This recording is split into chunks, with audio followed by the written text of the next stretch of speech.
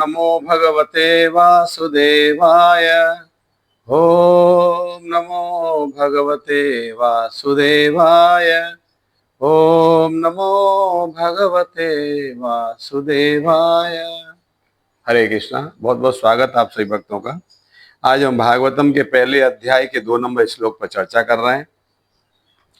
आपको एक कंटिन्यू भागवत सुनने को मिलेगा रेगुलर बेसिस पे, तो आप हमारे बेल आइटम को प्रेस करके नोटिफिकेशन ऑन कर दें और अपने मित्रों को भी कहें कि हमारे चैनल को सब्सक्राइब करें। इसको लाइक करिए, सब्सक्राइब करिए और नोटिफिकेशन बेल आइटम को प्रेस करिए। तो संपूर्ण भागवतम हमारा कंप्लीट करने का प्रयास है। इसमें लगेगा कम से कम नहीं तो 6 वर्ष लगेंगे, 6 साल। तो हम इसको पूरा करना करेंगे, रोज एक श्लोक पर चर्चा करेंगे, ठीक है। तो 2 नंबर श्लोक, अध्याय 1, स्कंद 1। धर्म प्रोजित केतवत्र परमो निर्मत्सराणाम सताम वेद्यम वास्तवमत्र वस्तु शिवदम ताप्त्रिय उन्मूलनम।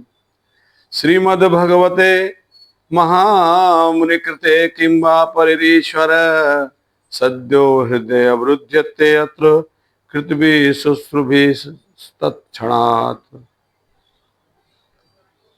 अब ये एक प्रकार से मंगलाचरण है भागवतम के। ये पहला, दूसरा, तीसरा श्लोक भगवान की महिमा के विषय में बताया गया है। इसमें ये भागवत पुराण भौतिक दृष्टि से प्रेरित होने वाले समस्त धार्मिक कर्तव्यों को पूर्णतः बहिष्कृत करते हुए जो कर्मकांडी या जो धर्म पोजित केतवः, वो धर्म जो एक्चुअली धर्म नहीं है, जिनको हम धर्म मान के कर रहे हैं, उसका बहिष्कार करता है ये भागवतम। जो धर्म है नहीं, हम वो धर्म मान के वो कर रहे हैं, उसका बहिष्कृत करता है ये भागवतम। ये भागवत पुराण भौतिक दृष्टि से प्रेरित होने वाले हैं, भौतिक दृष्टि से प्रेरित होने वाले जो हमारे जो कर्म कांड है या तो हमारे जो धर्म है, जिनको हम धर्म मान लेते हैं, भौतिक दृष्टि से प्रेरित होने वाले जो धर्म है हमारे, उनको ये बहिष्कृत करता है। और सर्वोच्च सत्य का प्रतिपादन करता है ये भागवतम। सर्वोच्च सत्य, परम सत्य, परम भगवान का प्रतिपादित करता है, उनको स्थापन करता है, उनके विषय में बताता है, डिक्लेयर करता है कि परम भगवान कौन है। और जो पूर्णतः सिद्ध हृदय वाले भक्तों के द्वारा ही बोधगम्य है। और ये सब चीज जिनका हार्ट प्योरिफाइड हो चुका है, जिनका दिल, जिनका हृदय शुद्ध है, ऐसे शुद्ध भक्ति इसको समझ पाएंगे। इनमें 3 चीज बताई।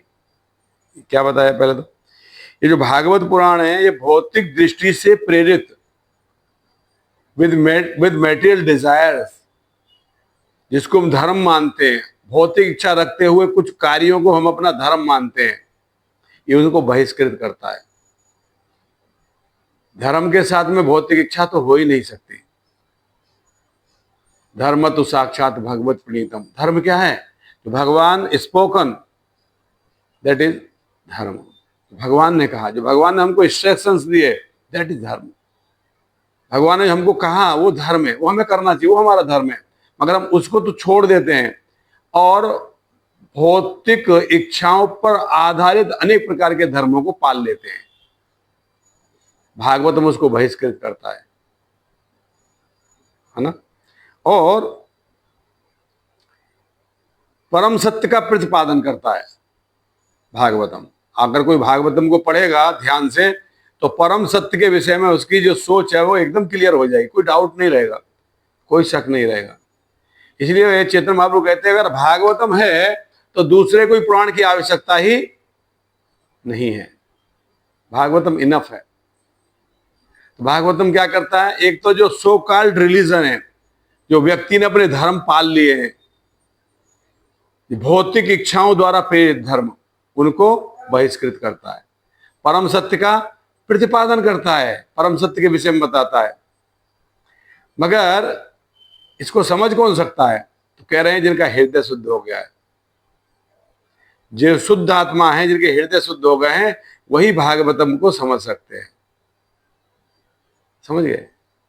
और आगे कहते हैं ये सर्वोच्च सत्य वास्तविकता है जो सबों के कल्याण के लिए मोह से विभेदित है। ये जो सर्वोच्च सत्य है यही वास्तविकता है और सबों के कल्याण के लिए मोह से विभेदित है, सभी के कल्याणकारी है। ये भागवतम परम सत्य है, परम सत्य के विषय में पूरा ज्ञान है और मोह से परे है। विशेष चीज ये मोह नहीं है, इसमें इल्यूजन नहीं है, सब कुछ चीज साफ साफ हो जाती है।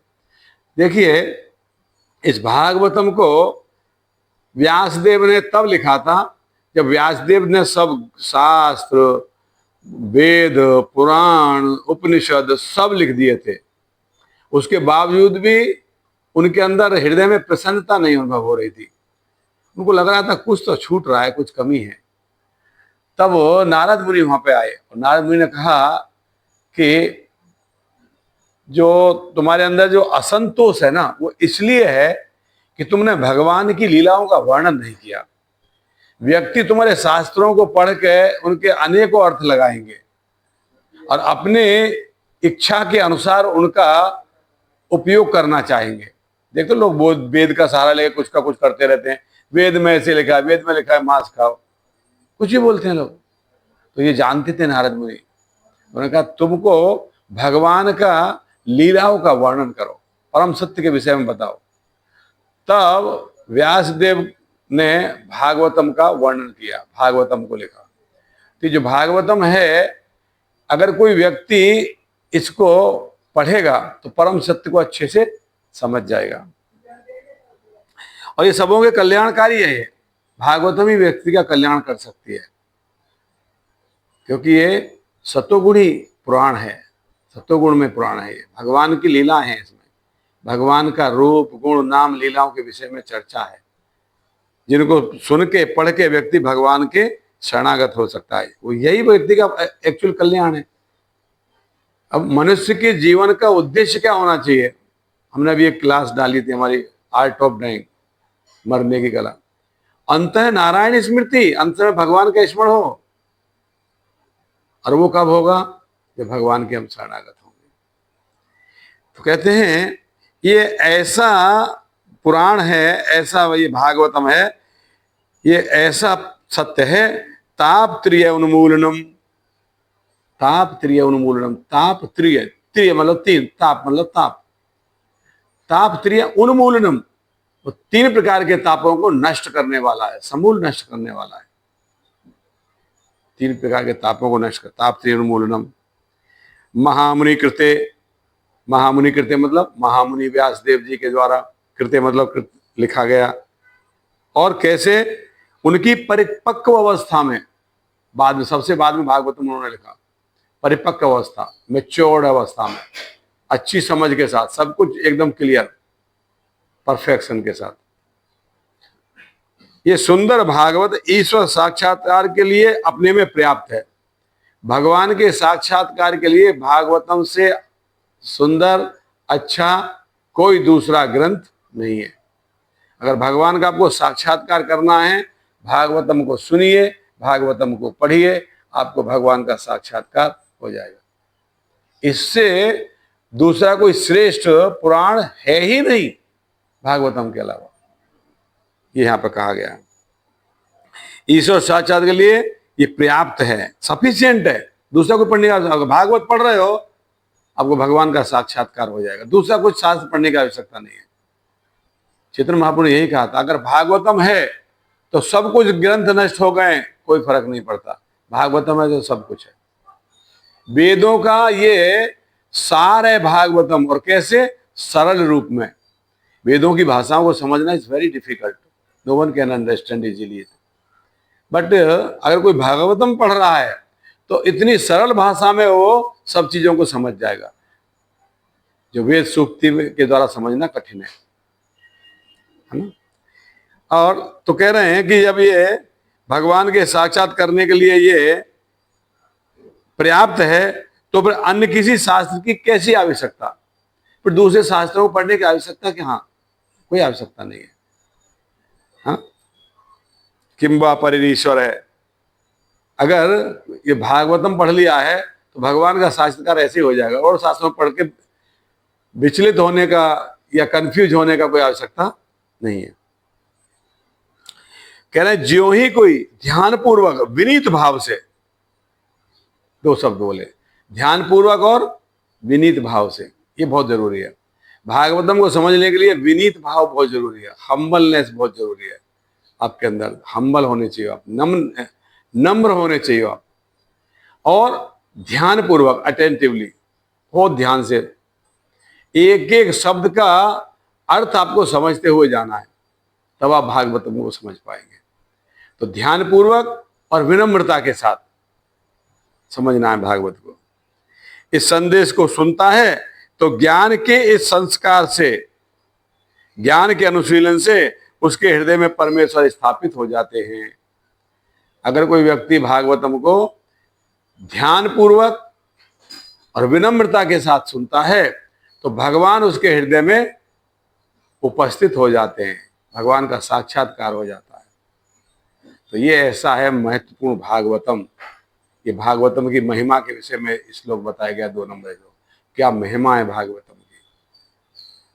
तो अगर भागवतम को पढ़ना चाहते हो, भगवान का साक्षात्कार करना चाहते हो, तो बड़ी विनम्रता के साथ, बड़ी नम्रता के साथ आप भागवतम को ध्यान पूर्वक पढ़िए। अगर आप भागवतम पढ़ रहे हैं तो आपको वेद शास्त्र पढ़ने की आवश्यकता नहीं, दूसरा कोई वेद पुराण पढ़ने की आवश्यकता नहीं है।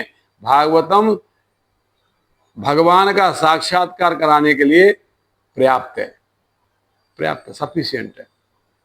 तो ये भागवतम के 2 नंबर श्लोक का यहाँ पे चर्चा है। ऐसे तो भागवतम के 2 नंबर श्लोक पे आप चाहो तो 2 महीने भी बोले। हमारे चेतन में हमारा भक्ति सिद्धांत सरस्वती ठाकुर एक श्लोक पे 1 महीने बोले। तो भागवतम तो अथाह है, एक एक शब्द अथाह है। तो इस शॉर्ट में मैं बताया ये 2 नंबर श्लोक का जो अनुवाद से मैं आपको बताया, भागवतम की महत्ता के विषय में ये बताया गया है, भगवान की महत्ता के विषय में ये बताया। पहला श्लोक भगवान की महत्ता, दूसरा श्लोक भागवतम की महत्ता के विषय में बताया गया। ठीक है, हरे कृष्णा, बहुत बहुत धन्यवाद। श्रील प्रभुपाद की जय। निताई गौर प्रेमानंदे। हरि हरि बोल।